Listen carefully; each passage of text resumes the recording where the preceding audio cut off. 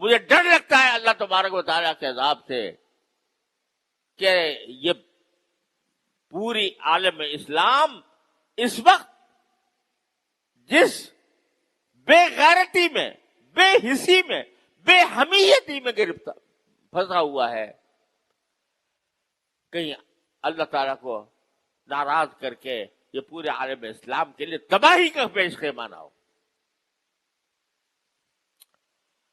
رمضان کا مہینہ مواسات کا مہینہ پیدا ہے، تم اپنے گلے چھڑے اڑا رہے ہو، تم افطار کی دعوتیں کر رہے ہو، تم لوگوں کو کے لیے کھانے تیار کر رہے ہو، ہنسی اڑا رہے ہو، عیاشیاں کر رہے ہو، اور تمہارے بھائی، تمہاری بہنیں، تمہارے بچے، تمہاری اولاد ذبح ہو رہی ہے، تاریخ کے بدترین طریقے پر ذبح ہو رہی ہے۔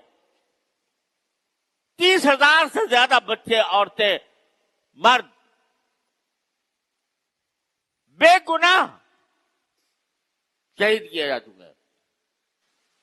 تمہارے کانوں پر جوں نہیں رنگتی اور کہتے ہو ہم رمضان منا رہے ہیں، ہم رمضان کا استقبال کر رہے ہیں۔ رمضان کا استقبال دعوتوں سے ہوتا ہے، رمضان کا استقبال بڑے بڑے کھانے کا انتظام کرنے سے ہوتا ہے، رمضان کا استقبال اللہ کے حکم کی تعمیل سے ہوتا ہے۔ کیا کیا تم نے اس رمضان کے اندر اپنے فلسطینی بھائیوں بہنوں کے لیے؟ کسی نے، ہر شخص اپنے منہ میں ڈال، اپنے گریبان میں منہ ڈال کر سوچے کیا کیا اس نے؟ ان کی مدد کے لیے کوئی ایک پیسہ تم نے خرچ کیا؟ ان کے لیے رات کو اٹھ کر اپنے بارگاہ الہی میں کوئی دعا کی؟ یہ تو کم از کم تمہارے اختیار میں تھا۔ اے عام مسلمان، تیرے ہاتھ میں حکومت نہیں تھی، تیرے ہاتھ میں فوج نہیں تھی، تیرے ہاتھ میں طاقت نہیں تھی، لیکن تو اللہ سے تو مانگ سکتا تھا۔ تو اپنے جتنے کے تیری جیب میں پیسے تھے وہ کم از کم لا کر وہ کسی طرح بھجوانے کی کوشش کر سکتا تھا، جبکہ راستے کھلے ہوئے ہیں۔ تو نے تو یہ نہیں کیا، اور تیرے حکمران، انہوں نے تو اپنے گلے میں پہلے کی غلامی کا پٹا ڈالا ہوا ہے۔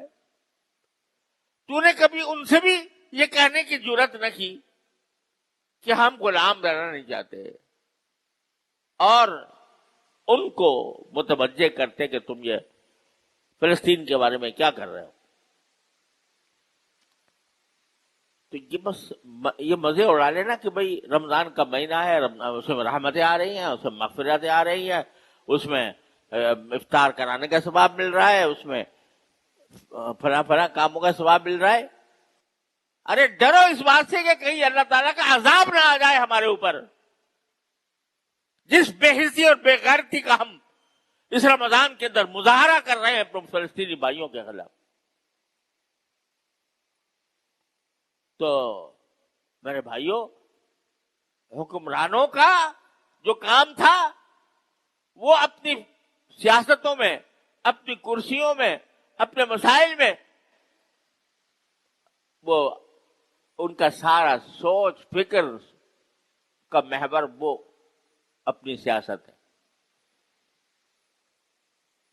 ان کو پتہ نہیں، پتہ ہونے کے باوجود جوں نہیں رینگ رہی ان کے اوپر۔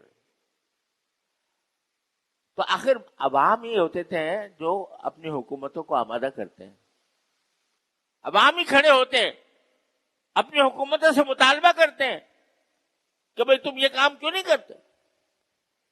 ذرا مہنگائی ہو جائے تو لوگ سڑکوں پہ آ جاتے ہیں، احتجاج کرتے ہیں، نعرے لگاتے ہیں، اور اتنا بڑا ظلم ہو رہا ہے۔ مسجد اقصی پکار رہی ہے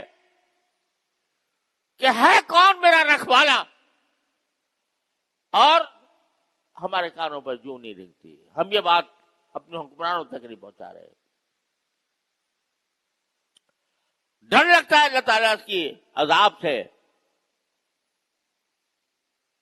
تو میرے بھائیوں، اس کا شعور پیدا کرو، اس فریضے کا شعور پیدا کرو غلامی کا جوا اپنے گردن سے اتارنے کا شعور پیدا کرو، اللہ تعالیٰ سے رجوع کرو، اللہ تعالیٰ سے مانگو. جو شخص جتنی طاقت رکھتا ہے ان کو مدد پہنچانے کی وہ مدد پہنچائے. جو شخص جتنی طاقت رکھتا ہے حکمرانوں کو متوجہ کرنے کی وہ اپنی طاقت کو استعمال کرے. ورنہ آخرت کے اندر یاد رکھو جب یہ 30,000 شہیدوں کا خون کا حساب لیا جائے گا تو حساب دینے والوں میں ہم بھی شامل ہوں گے. تم نے ان کے لیے کیا کیا تھا؟ اتنا نہیں ہو سکتا تم سے کہ تم ایک دن کی آمدنی کا 1 روپیہ تم ان کے واسطے مخصوص کر دو اور اپنی آمدنی میں سے کچھ حصہ اپنے مظلوم بہن بھائیوں کے لیے پہنچانے کا انتظام کرو.